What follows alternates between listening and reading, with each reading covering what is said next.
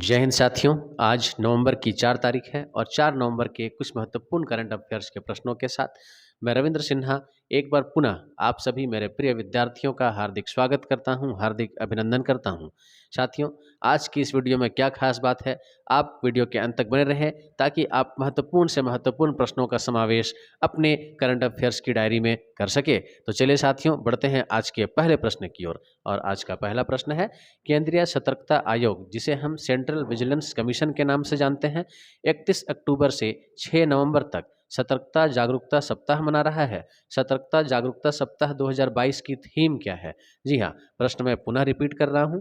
केंद्रीय सतर्कता आयोग जिसे हम सेंट्रल विजिलेंस कमीशन के नाम से जानते हैं, 31 अक्टूबर से 6 नवंबर तक सतर्कता जागरूकता सप्ताह मना रहा है।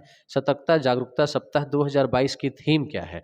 तो दोस्तों, इसका सही आंसर है corruption free India for a developed nation. जी हाँ, याद रखेंगे, corruption free India for a developed nation. इस प्रश्न के फैक्ट के बारे में मैं आपको बता दूं कि केंद्रीय सतर्कता आयोग 2022 में 31 अक्टूबर से 6 नवंबर तक सतर्कता जागरूकता सप्ताह मना रहा है और इसका theme corruption free India for a developed nation है और इसे सार्वजनिक जीवन में ईमानदारी को बढ़ावा देने के उद्देश्य से मनाया जाता है।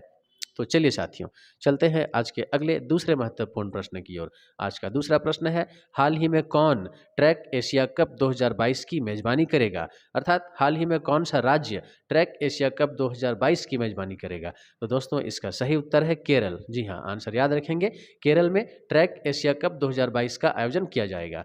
दोस्तों, यह एक साइकिलिंग टूर्नामेंट है और इसका आयोजन 25 नवंबर से 28 नवंबर तक केरल में किया जाना है, जिसमें 25 देशों के 200 से ज़्यादा साइकिल चालक भाग लेंगे। तो चलिए चलते हैं आज के अगले प्रश्न की ओर। और आज का अगला प्रश्न है, विश्वविद्यालय अनुदान आयोग जिसे हम यूनिवर्सिटी ग्रांट कमीशन के नाम से जानते हैं, ने सभी उच्च शिक्षा संस्थानों को हर साल किस दिन को भारतीय भाषा दिवस मनाने का निर्देश दिया है? जी हाँ, फिर से सुनेंगे प्रश्न।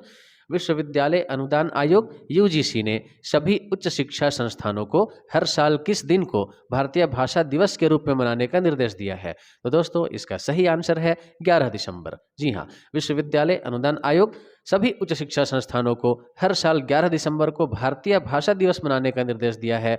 इसे भाषा सद्भाव और भारतीय भाषाओं को सीखने के लिए अनुकूल माहौल विकसित करने के लिए मनाया जाना है। चलिए चलते हैं आज के अगले प्रश्न की ओर। आज का अगला प्रश्न है, हाल ही में कौन सा भारतीय क्रिकेटर दुनिया का नंबर 1 T20 अंतर्राष्ट्रीय बल्लेबाज बन गया? जी हाँ, भारत के लिए गौरव की बात। और एक बार प्रश्न पुनः सुनेंगे, हाल ही में कौन सा भारतीय क्रिकेटर दुनिया का नंबर 1 T20 अंतर्राष्ट्रीय बल्लेबाज बन गया? तो दोस्तों, इसका करेक्ट आंसर है सूर्य कुमार यादव। जी हाँ, आंसर याद रखेंगे, सूर्य कुमार यादव। चलिए चलते हैं आज के 5वें महत्वपूर्ण प्रश्न की ओर। आज का अगला प्रश्न है, हाल ही में इंडिया केम 2022 सम्मेलन की मेजबानी कौन सा शहर कर रहा है? जी हाँ, हाल ही में इंडिया केम 2022 सम्मेलन की मेजबानी कौन सा शहर कर रहा है? तो दोस्तों, इसका सही आंसर है नई दिल्ली। आपको बता दूं कि केंद्रीय रसायन और उर्वरक मंत्री डॉक्टर मनसुख मंडाविया ने नई दिल्ली में इंडिया केम 2022 का उद्घाटन किया।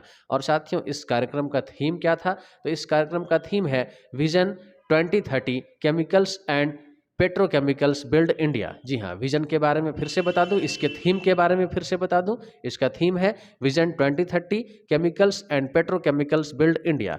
तो साथियों, इंडिया केम के 12वें संस्करण का आयोजन federation of Indian chambers of Commerce industry अर्थात फिक्की के सहयोग से किया गया था। तो चलिए चलते हैं आज के अगले प्रश्न की ओर। और आज का अगला प्रश्न है, हाल ही में ईला भट्ट का निधन हो गया। जानी मानी शख्सियत रही हमारे देश की, हाल ही में ईला भट्ट का निधन हो गया, वह कौन थी? तो दोस्तों, इसका सही आंसर है सामाजिक कार्यकर्ता। जी हाँ, एक सोशल एक्टिविस्ट वो रही और इनका निधन 89 वर्ष की आयु में हो गया। साथियों, इन्हें प्रसिद्ध रमन मैग्सेसे पुरस्कार और पद्म भूषण जैसे प्रतिष्ठित पुरस्कारों से सम्मानित किया जा चुका है। पुरस्कार विजेता यह रह चुकी है। चलिए साथियों, पढ़ते हैं अगले प्रश्न में। आज का अगला प्रश्न है, हाल ही में किस देश ने अपने अंतरिक्ष स्टेशन के लिए मैंगटियन नामक लैब मॉड्यूल लॉन्च किया? जी हाँ, प्रश्न पुनः सुनेंगे, हाल ही में किस देश ने अपने अंतरिक्ष स्टेशन के लिए मैंगटियन नामक लैब मॉड्यूल लॉन्च किया है? तो दोस्तों, इसका सही उत्तर है चीन। जी हाँ, टेक्नोलॉजी के मामले में यह देश हमेशा ही आगे रहा है और इसका उत्तर है चीन। साथियों, आपको बता दूं कि चीन ने हाल ही में निर्माणाधीन अपने अंतरिक्ष स्टेशन के लिए मेंगटियन नामक एक लैब मॉड्यूल लॉन्च किया है और इसका उपयोग माइक्रोग्रेविटी का अध्ययन करने और द्रव भौतिकी, सामग्री विज्ञान, दहन विज्ञान और मौलिक भौतिकी में प्रयोग करने के लिए किया जाएगा। तो चलिए चलते हैं आज के अगले प्रश्न की ओर। और साथियों, आज का अगला प्रश्न है, हाल ही में किस राज्य सरकार ने बच्चों के अनुकूल पुलिस थाना स्थापित करने की घोषणा की है? तो साथियों, इसका सही उत्तर है ओडिशा। प्रश्न पुनः सुने, हाल ही में किस राज्य सरकार ने बच्चों के अनुकूल पुलिस थाना स्थापित करने की घोषणा की है? तो दोस्तों, इसका करेक्ट आंसर है ओडिशा। जरूर याद रखेंगे और ओडिशा के प्रत्येक थानों में यह व्यवस्था की जानी है। तो यह बहुत ही महत्वपूर्ण प्रश्न हो जाता है। तो साथियों, ओडिशा के बारे में बता दूं, यहाँ की राजधानी कौन सी है? तो यहाँ की राजधानी भुवनेश्वर है। वर्तमान में ओडिशा राज्य के मुख्यमंत्री कौन है? तो नवीन पटनायक। और वर्तमान में ओडिशा के राज्यपाल कौन है? तो गणेशी लाल। आंसर याद रखेंगे। चलिए चलते हैं आज के नवे अगले प्रश्न की ओर। आज का अगला प्रश्न है, हाल ही में किस राज्य ने सिविल एयर नेविगेशन सेवा संगठन एशिया प्रशांत सम्मेलन की मेजबानी की है? प्रश्न पुनः सुनेंगे साथियों, हाल ही में किस राज्य ने सिविल एयर नेविगेशन सेवा संगठन एशिया प्रशांत सम्मेलन की मेजबानी की है? तो दोस्तों, इसका सही उत्तर है गोवा। जी हाँ, गोवा राज्य में एशिया प्रशांत सम्मेलन का मेजबानी किया गया है। और दोस्तों, गोवा की वर्तमान राजधानी कौन सी है? तो गोवा की राजधानी पणजी। और गोवा के मुख्यमंत्री कौन है दोस्तों? तो गोवा के मुख्यमंत्री का नाम प्रमोद सावंत है। साथियों, गोवा के वर्तमान में राज्यपाल कौन है? तो गोवा के वर्तमान गवर्नर, प्रेजेंट गवर्नर का नाम है PS श्रीधरन पिल्लई। जी हाँ, उत्तर जरूर याद रखेंगे। चलिए चलते हैं आज के अगले 10वें महत्वपूर्ण प्रश्न की ओर। और आज का 10वां प्रश्न है, हाल ही में फिक्की FICCI के नए अध्यक्ष कौन बने? साथियों, इसका करेक्ट आंसर है शुभ्रकांता पांडा। साथियों, फिक्की का पूर्ण रूप क्या होता है? तो फिक्की का पूर्ण रूप होता है Federation of Indian Chamber of Commerce Industry. जी हाँ, याद रखेंगे, फिक्की का पूर्ण रूप होता है Federation of Indian Chamber of Commerce Industry.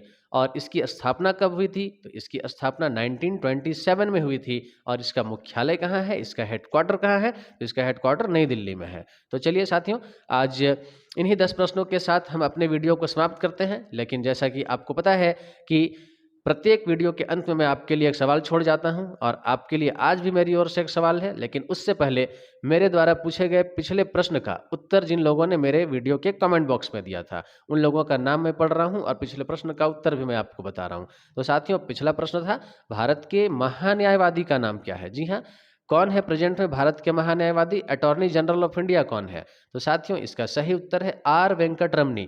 और मैं आपको बता दूं कि इन्होंने के वेणुगोपाल की जगह ली और भारत के महान्यायवादी के क्रम में R वेंकट रमनी का क्रम 16वां है। साथियों, R वेंकट रमनी भारत के 16वें महान्यायवादी हैं और भारत के महान्यायवादी की नियुक्ति भारत के राष्ट्रपति के द्वारा की जाती है। चलिए साथियों, आपको इनके बारे में एक और चीज़ जानकारी दे दूं कि ये जो महान्यायवादी होते हैं, ये भारत सरकार के सबसे बड़े न्यायिक पदाधिकारी होते हैं, सबसे बड़े कह सकते हैं कि कानूनी अधिकारी होते हैं। तो चलिए आगे बढ़ते हैं। अब मैं उन लोगों का नाम पढ़ रहा हूं जिन्होंने इस प्रश्न का सही उत्तर दिया था।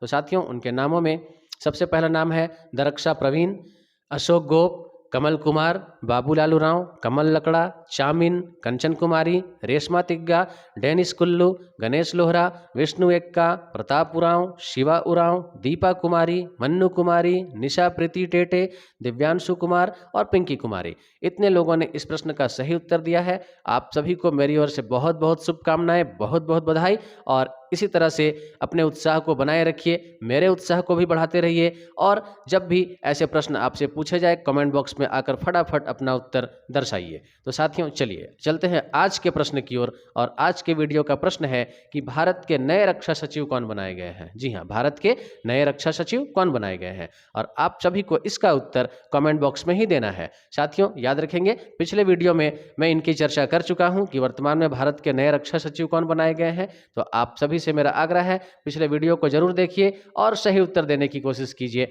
चलिए, तो फिर आज के लिए मेरी ओर से इतना ही। आप सभी को बहुत बहुत बधाई, बहुत बहुत शुभकामनाएं।